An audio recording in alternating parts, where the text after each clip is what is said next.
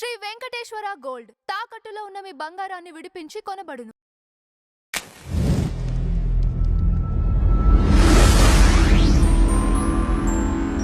Sir నమస్కారం. శ్రీమాత్రే నమః. సార్ ఈ సంవత్సరం కుజుడు మంత్రి అని అన్నారు, అలానే మేషంలోకి వస్తుంది అని అన్నారు. మరి ఇలా రావటం వల్ల ఏ రాశి వారికి ఎలా ఉండబోతుంది ఈ సంవత్సరం? ఒకటి, కుజుడు ఎప్పుడైతే మేషంలోకి వస్తాడో రవిని కలుస్తాడు ఒక 3-4 రోజులు. అంటే మే 11th టు మే 15th వరకు ఆ ఇద్దరు కలిసి ఉంటారు మేషంలో. 15th తర్వాత నుంచి రవి రాశి మారిపోతాడు. కుజుడు మాత్రం ఓన్ హౌస్ లో ఉంటాడు, అగ్నితత్వ రాశిలో ఉంటాడు. ఎవ్రీ ప్లానెట్ అది ఎక్కడ ఉంది అనే దాని మీద దాని పవర్ అనేటువంటిది కనెక్ట్ అవుతూ ఉంటుంది.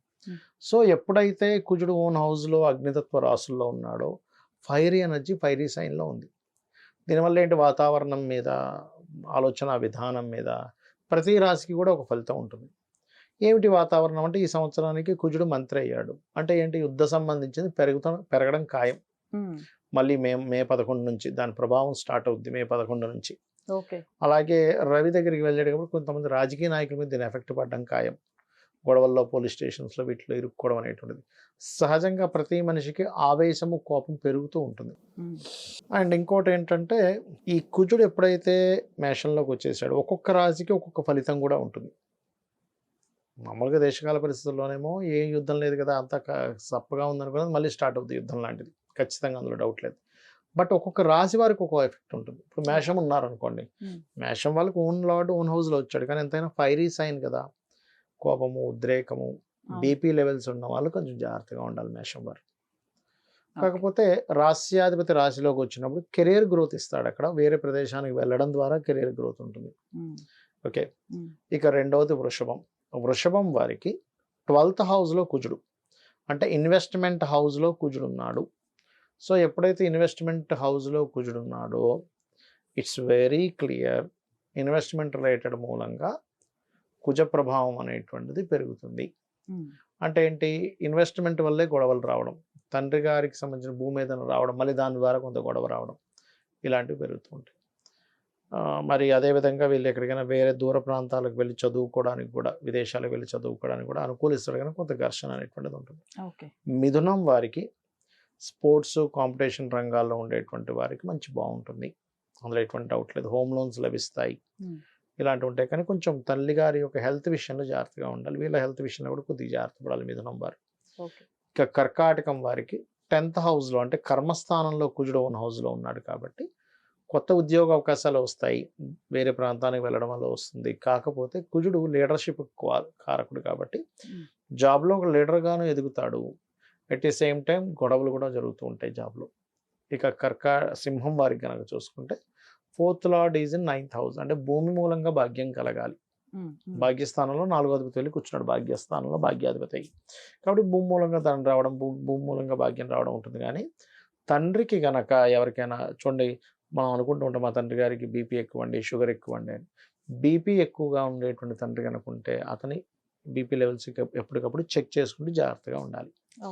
ఇక కన్య వారికి ప్లేస్ ఆఫ్ చేంజ్ అనేది ఉంది, కొంచెం ధైర్య సహజంగా కొన్ని పనులు చేస్తారు, కొంచెం ప్లేసెస్ కూడా మారుతారు, కొన్ని మిస్కమ్యూనికేషన్స్ కూడా ఉన్నాయి. ఇక తులవారికి కనుక చూసుకుంటే 7వ స్థానంలో కుజుడు ఉన్నాడు కాబట్టి ఈ కుజుడు 7మంలో ఉన్నందుకు వివాహ జీవిత భాగస్వామిని లేదా మామూలుగా జీవిత భాగస్వామిని ఎంపిక చేసుకునే విషయంలో చూసుకున్నట్లయితే బాగుంటుంది. అంటే అక్కడ కొంచెం గొడవలు ఉన్నాయి జీవిత భాగస్వామితో కానీ పార్ట్నర్స్తో కానీ, కొంచెం జాగ్రత్తగా చూసుకోవాలి. ఇక వృశ్చికం వారికి కాంపిటీషన్ సక్సెస్ అవుతుంది. అలాగే కొంతమందితో కొంత అంటే ఉద్యోగ అవకాశాలు కూడా వస్తాయి, కానీ కొంచెం అంటే స్పోర్ట్స్ రంగాలు, కాంపిటీషన్ రంగాల్లో ఉండేటువంటి వారికి బాగుంటుంది. ఇక ధనస్సు వారికి కనుక చూసుకున్నట్లయితే పర్టికులర్గా ఇక్కడ పంచమంలో పంచమాధిపతి కాబట్టి సంతాన అభివృద్ధి, సంతానం కోసం చేసే ప్రయత్నం ఫలిస్తుంది. కొంతమందికి చూడండి, పిల్లలు చదువు అయిపోయింది కానీ ఇంకా సెటిల్ అవ్వలేదని బాధపడుతూ ఉంటారు. అలా బాధపడేటువంటి వారి యొక్క సంతానానికి కొంచెం ఫైనాన్షియల్ గ్రోత్ పెరుగుతుంది దీనివల్ల. ఇక మకరం వారికి కనుక చూసుకుంటే ప్రాపర్టీ యోగం ఉంది, కానీ ప్రాపర్టీస్ తెలియకుండానే ఏదైనా కొన్ని డిస్ప్యూట్స్ ఉండేటువంటి ప్రాపర్టీస్ మూలంగా కొంత ఇబ్బంది అని చూపిస్తుంది, చూసుకొని తీసుకోవాలి. ఇక కుంభం వారికి ఉద్యోగంలో మార్పులు, Hmm. కొంచెం ధైర్యంగా కొన్ని స్టెప్స్ తీసుకోవడం, కొంత అన్నదమ్ములతోనది చిన్న చిన్న డిస్ప్యూట్స్ రావడం చూపిస్తుంది. ఇక Okay. మీనం వారికి ధనాధిపతి ధనస్థానంలో ఉన్నాడు కాబట్టి ఫైనాన్షియల్ గ్రోత్ ఇస్తూ కుటుంబంతోని ఫైనాన్షియల్ మూలంగా కొన్ని గొడవలు వస్తూ ఉంటాయి. అది పర్టికులర్గా అర్థం చేసుకోవాలి. వ్యాపారం చేసే వారికి అభివృద్ధి అయితే ఉంటుంది. సెకండ్ లార్డ్ ఎప్పుడైతే మనకి సెకండ్ హౌస్లో ఉన్నాడో అది. ఇక ఎవరికైనా సరే కుజుడి యొక్క ప్రభావం రాంగ్గా అంటే ఇబ్బంది పరంగా కోపాలు, ద్వేషాలు, గొడవల పరంగా ఇస్తుంది అంటే Okay. కందులు దానంగా ఇవ్వాలి. First of all Okay. గోవులకు క్యారెట్స్ తినిపించడం, కందులు దానంగా ఇవ్వడం, శివాభిషేకం చేసుకోవడము, హనుమత్ ఆలయము లేదా సుబ్రహ్మణ్యేశ్వర స్వామి ఆలయము లేదా లక్ష్మీ నరసింహస్వామి ఆలయాలకు వెళ్ళడం చేస్తూ ఉంటే కుజుడు ఇచ్చే నెగటివ్ ఎఫెక్ట్స్ తగ్గుతాయి, పాజిటివ్ ఎఫెక్ట్స్ బాగుంటాయి. Right, sir. Thank you so much. శ్రీమాత్రే నమః.